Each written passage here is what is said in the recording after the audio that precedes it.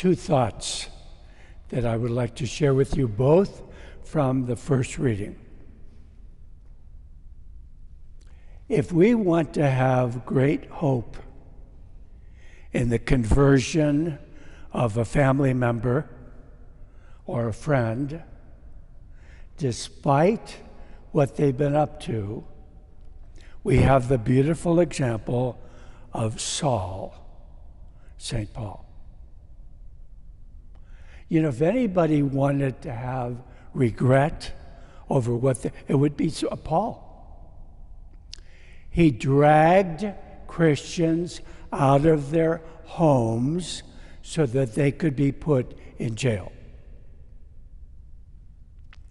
He was a witness as a young man to the murder of St. Stephen, our first martyr. So Paul chalked up some pretty bad things. Even he was capable of conversion. So we should never give up hope on someone we are praying for, we are disturbed about because of what they're doing that is not of God. Never give up hope. Keep in mind, Paul was changed radically. And what is this all about? The power of divine grace. The power of God's grace. We have many examples in our tradition. Monica, her son Augustine, there was probably nothing bad that he didn't do. And yet through the prayers, the power of the prayers of his mother, he was converted. The second thought I would like to share with you, people have often asked me, Father Pat, why is the church so strong in Vietnam? Why are there so many vocations to the sisterhood, brotherhood, priesthood? Now, you'd need to have a doctorate in sociology to really answer that question. But I'll give you the easy answer. It comes from the first, because the church is persecuted in Vietnam, persecuted. And oddly enough, persecution makes the church and its people stronger. When I first went to Vietnam, about 20 years ago, it was legally acceptable for the police to go to a convent in the middle of the night. In the middle of the night. Line up all the sisters, 2 o'clock in the morning. Line up all the sisters. And the police were very clever. I learned this from the nuns. Before they called the sisters for account, you know, Asians leave their slippers, their shoes, their sandals at the door. They don't wear them in the house. So the police would count them. And if there was any differential in the number of sisters and the sandals, the superiors were taken to jail in the middle of the night.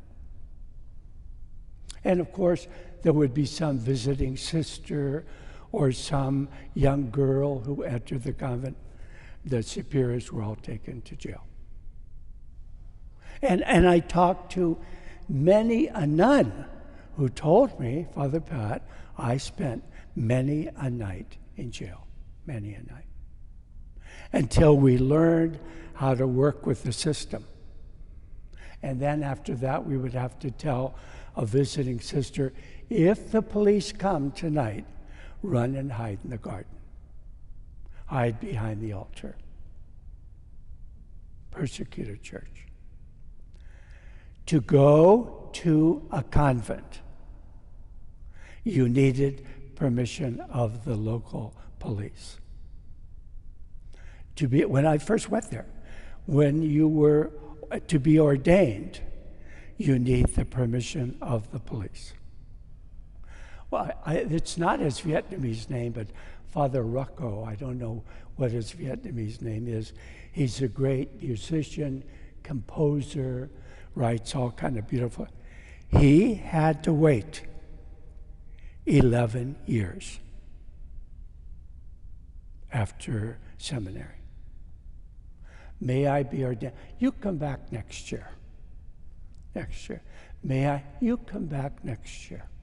By the way, imagine what that would do to your faith. Imagine his feelings the day he was ordained. I have waited 11 years for this. 11 years. 11 years. And of course, there is many a young man, a young woman in Vietnam who wanted to be a priest, a brother, a nun, and the local police said no. No. No. That you can have two reactions. One is anger, and that's not going to get you anywhere. And the other is make your faith strong. And that's why I love the end of today's first reading. There was great joy in that city. There's great joy among Vietnamese Catholics who, unlike us, are persecuted.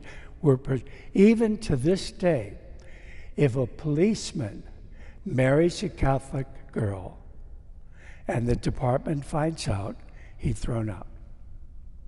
We have nothing to do with Catholics. We are atheistic communists. So let's thank God that we can live our faith freely. You know, nobody's going to be imprisoning me, at least I don't expect that, Deacon, after Mass to be dragged off to jail. Let's thank God today for the grace of freedom of religion. And let us thank God today for conversions such as that of St. Paul. In the name of the Father, the Son, the Holy Spirit, let us